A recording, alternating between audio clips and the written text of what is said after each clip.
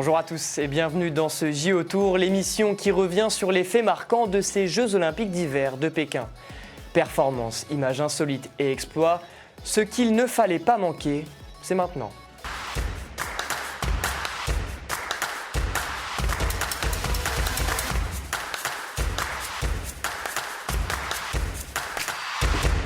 Et on démarre avec un chiffre, le 6.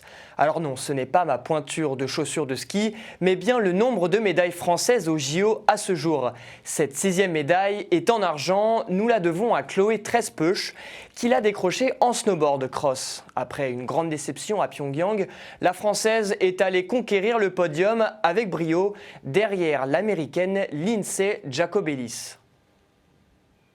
Le snowboard est décidément une valeur sûre des sports d'hiver tricolores. C'est la 8e fois qu'un sportif français grimpe sur le podium au snowboard au JO depuis l'introduction de la discipline en 2006.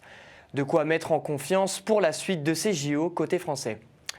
Bravo à elle. Hier, je vous parlais de la mascotte des JO devenue une réelle star, mais celle qui fait sensation, c'est Aileen Gu.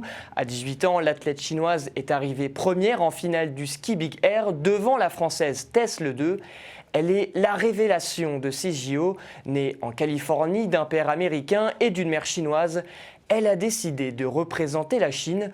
Une décision qui fait beaucoup parler, notamment en Chine. Certains remettent en question sa légitimité à porter les couleurs chinoises, alors que d'autres n'y voient aucun inconvénient.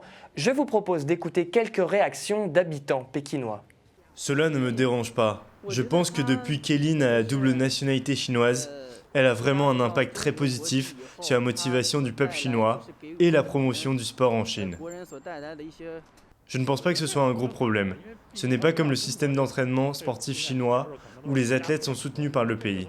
Aileen pratique tous ses sports par intérêt personnel et est soutenue par elle-même. Donc les résultats qu'elle a obtenus devraient lui appartenir. Je pense donc que c'est très normal.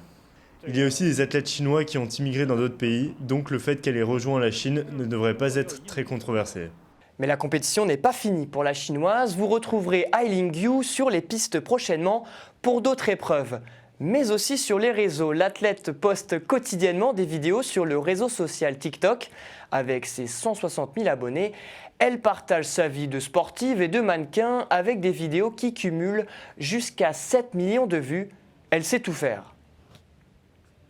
Si vous êtes frustré de ne pas pouvoir reproduire les figures des sportifs et sportives des JO de Pékin, pourquoi pas ne pas se mettre à la marche.